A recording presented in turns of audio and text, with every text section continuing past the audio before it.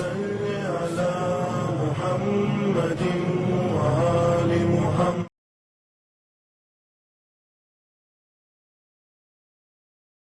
اعوذ باللہ من الشیطان الرجیم. بسم اللہ الرحمن الرحیم. اللہم صلی علی محمد وآل محمد وعجل فرجہم. معزز ناظرین و سامعین، سلام علیکم ورحمۃ اللہ وبرکاتہ. گناہوں سے بچنے کے طریقے. اس سیریز میں آج کے اس ایپیسوڈ میں ہم بات کریں گے اس طریقے کی جو ہے مقامات گناہ سے دوری اختیار کرنا. یعنی کہ گناہ سے بچنے کا ایک بہترین طریقہ یہ بھی ہے کہ انسان اس مقام سے دور رہے یا ان مقامات سے دور رہے کہ جہاں پر جانے کی بنا پر اس سے گناہ سرزد ہو جایا کرتے ہیں، یا ایسے ماحول سے دوری اختیار کرے کہ جس کی بنا پر وہ گناہوں میں ملوث ہو جایا کرتا ہے. مثلا کوئی ایسی پارٹی یا کوئی ایسی فنکشن یا ایسی شادی کی تقریبیں کہ جہاں پر بے حجابی عام ہے، مکس گیدرنگ ہے، اور وہاں جا کر کے انسان گنہگار ہوتا ہے، گناہوں میں ملوث ہوتا ہے. انسان کے لیے ایسی جگہ جانا مناسب نہیں ہے کہ جہاں جانے کی وجہ سے وہ گناہ میں ملوث ہو جائے، گناہ اس سے سرزد ہو جاتے ہیں. لہٰذا ایسی پارٹیز، ایسے فنکشنز، ایسے مقامات سے دوری انسان اختیار کرے کہ جہاں پر جانے کی وجہ سے اس سے گناہ ہو جاتے ہیں. انسان لاکھ ارادہ کرے کہ میں ارادہ پہلے سے کر رہا ہوں کہ وہاں جانے کے بعد اس ماحول میں نہیں ڈھلوں گا، لیکن ہو سکتا ہے کہ وہاں جانے کے بعد کچھ ایسے حالات بنتے چلے جائیں کہ جس کے بعد وہ انسان خود بھی اس گناہ کو انجام دے، اور بلکہ اس گناہ کا ایک حصہ بن سکتا ہے. لہٰذا ایسے مقامات سے دوری اختیار کرنا چاہیے. بہت بڑی ایک مثال ہمارے سامنے کربلا معلیٰ کی ہے کہ مولا حسین علیہ السلام کے مخالف میں وہ یزیدی لشکر تھا، اور اس یزیدی لشکر میں جو کوئی بھی موجود تھا وہ تمام کے تمام گنہگار کی ہی فہرست میں ہے.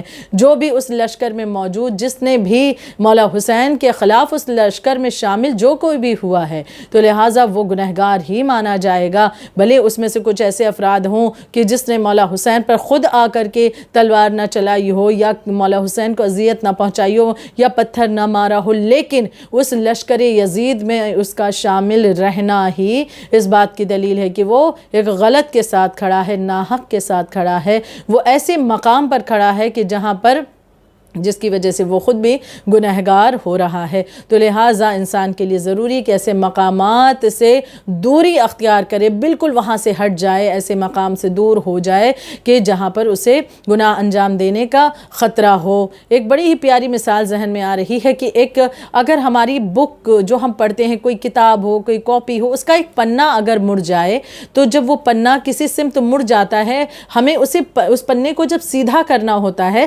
تو ہم اتنا ہی اس کے اپوزٹ ڈائریکشن میں اسے موڑتے ہیں، تب جا کر کے وہ پنہ، وہ پیج جو ہے وہ صحیح ہو پاتا ہے. یعنی ایک پیج جو ایک سمت مڑ چکا ہے، اسے اتنا ہی جب ہم اس کے اپوزٹ ڈائریکشن میں موڑتے ہیں تب جا کر کے وہ درست ہو پاتا ہے. تو اسی طرح انسان کے لیے ضروری ہے کہ ایک غلط راہ پر اگر انسان مڑ رہا ہے تو اسے اپنے آپ کو وہاں سے پوری طرح سے اس مقام سے دوری اختیار کرنی، یا ایسے ماحول سے اپنے آپ کو علیحدہ کرنا ہے کہ جس کی وجہ سے وہ گناہوں میں ملوث ہو جاتا ہے، گناہ اس سے انجام دینے لگتا ہے. یہاں تک کہ روایات میں ملتا ہے کہ حضرت یحییٰ نبی علیہ السلام کے بارے میں کہ حضرت یحییٰ علیہ السلام نے ایک دفعہ شیطان سے پوچھا تھا کہ تیرے پھندوں میں میرے لیے بھی کیا کوئی پھندا ہے، یعنی کوئی ایسا پھندا جس سے تو شکار کرتا ہے، تیرے ٹریپ جو ہیں اس کے ذریعے کیا تو جس کے ذریعے میرے لیے بھی کیا کوئی پھندا ہے.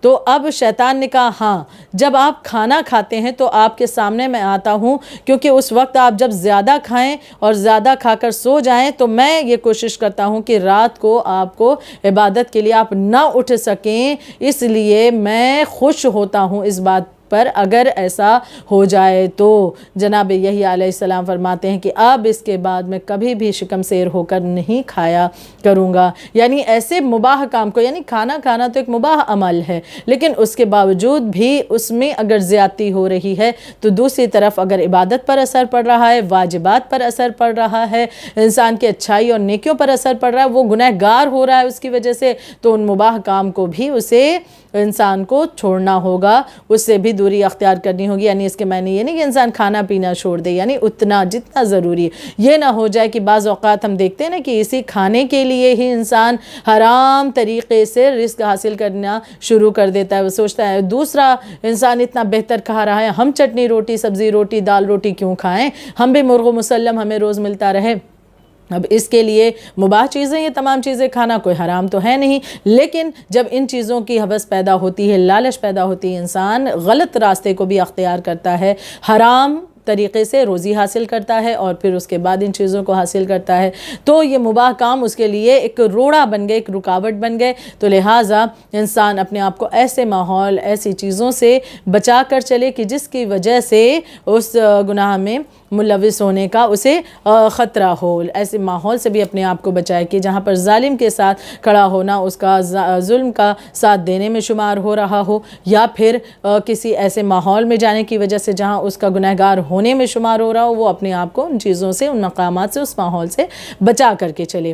ایک واقعہ اس کے ضمن میں پیش کرتی چلوں، اور واقعہ اس حوالے سے کہ صفوان جمال کے بارے میں واقعہ جو پایا جاتا ہے کہ صفوان جمال وہ شخصیت کی جو چھٹے امام، امام جعفر صادق علیہ الصلوۃ والسلام، اور ساتویں امام، امام موسیٰ کاظم علیہ الصلوۃ والسلام سے بڑی محبت رکھتے تھے. اہل بیت کے چاہنے والوں میں سے یہ تھے، اور متقی تھے، پرہیزگار تھے، اور ان کا ذریعہ معاش یہ تھا، یعنی روزی روزگار ان کا کاروبار یہ تھا کہ اونٹ ان کے پاس بہت زیادہ تھے، اور یہ اونٹوں کو جو ان کے پاس موجود تھے یہ کرائے پر دیا کرتے تھے. لیکن اس وقت ایک مرتبہ کا معاملہ یہ ہوا کہ ہارون رشید کو بھی کرائے پر اونٹ انہوں نے دیے. جب امام کو اس بارے میں پتہ چلا، امام نے صفوان کو بلایا اور کہا کہ صفوان، میں نے سنا ہے کہ تم نے ہارون رشید کو بھی اونٹ کرائے پر دیا ہے. صفوان نے کہا کہ مولا میں نے دیا ہے، لیکن اس میں بس معاملہ یہ تھا کہ وہ شخص حج پر جا رہا تھا اور اس نے حج پر جانے کے لیے، سفر حج کے لیے اونٹ مانگا تھا، اس لیے میں نے اسے کرائے پر اونٹ دیا تھا. امام کا یہ جملہ جو ہمیں سوچنے پر آمادہ کرتا ہے. امام نے فرمایا کہ اب بہترین جملہ، ہماری جانیں قربان ہو ان معصوم ہستیوں پر کہ جنہوں نے ہماری اس بہترین طریقے سے ہر مواقع پر رہنمائی فرمائی ہے. امام فرماتے ہیں کہ یہ بتاؤ صفوان کہ جب تم اونٹ اسے دیتے ہو کرائے پر، تو وہ شخص کیا فوراً تمہیں اس کا کرایہ دیتا ہے، یا پلٹ کر اونٹ جب سفر سے آ جاتے ہیں تب ملتا ہے کرایہ؟ تو یقیناً جب سفر سے پلٹ کر اونٹ آ جاتے ہیں تبھی کرایہ ملتا ہے. اس نے کہا بے شک. امام فرماتے ہیں کہ جب تک اونٹ پلٹ کر نہیں آ جاتے تم اس بات کے منتظر رہتے ہو کہ تمہیں کرایہ ملے. اب چونکہ تمہیں کرایہ چاہیے تو جسے تم نے اونٹ دیا ہے اس کی بھی زندگی تم چاہتے ہو کہ وہ زندہ رہے، وہ سلامت رہے، تاکہ تمہارا کرایہ اس سے مل جائے تم کو. اب ایک مرتبہ صفوان جمال سوچنے پر آمادہ ہوئے کہ حقیقت میں امام کہنا کیا چاہ رہے ہیں. امام فرماتے ہیں کہ کسی ظالم کی زندگی کی آرزو کرنا بھی بہتر نہیں ہے، لہٰذا اس ماحول سے اپنے آپ کو بچاؤ، اور یہ بھی ایک گناہ ہے، لہٰذا اسے اونٹ کرائے پر نہ دیا کرو. اب امام کا یہ جملہ سننے کے بعد فوراً صفوان جمال نے وہیں پر امام کے سامنے عہد کیا کہ مولا اب کبھی یہ میں انجام اس کام کو نہ دوں گا. اور اس کے بعد روایت کے جملے ہیں کہ صفوان جمال نے اپنے تمام اونٹوں کو فروخت کر دیا اور اس کے بعد اونٹ نہ دیے. جب اس ملعون کو پتہ چلا تو اس نے پوچھا بھی کہ معاملہ کیا ہے. صفوان نے کہا کہ میں ضعیف ہو چکا ہوں، اس طرح سے حفاظت بھی نہیں کر سکتا اونٹوں کی اتنی بڑی تعداد، لہٰذا میں نے فروخت کر دیے. ملعون کہتا ہے کہ میں جانتا ہوں کہ تم نے اپنے امام کے کہنے پر یہ سب کچھ کیا ہے. بے شک امام کے کہنے پر کرنے والی باتیں یقیناً فائدہ دیں گی. اور امام کا یہ جملہ ہے کہ ہم اپنے آپ کو بہترین طریقے سے گناہ سے بچانے کے لیے خود کوشش کر سکتے ہیں. امام معصوم ہستیوں نے ہمیں اس کے لیے رہنمائی فرمائی ہے، تو بے شک ہمیں اس کے متعلق سوچنا ہے، فکر کرنی ہے. جس طرح سے صفوان جمال نے اپنے آپ کو اس ماحول سے بچا لیا کہ جہاں پر وہ گناہ گار ہو سکتے تھے، ہم بھی ان مقامات سے اور اس ماحول سے دوری اختیار کریں کہ جس کی وجہ سے ہم گناہ میں ملوث ہوتے ہیں. صدق اللہ العلی العظیم.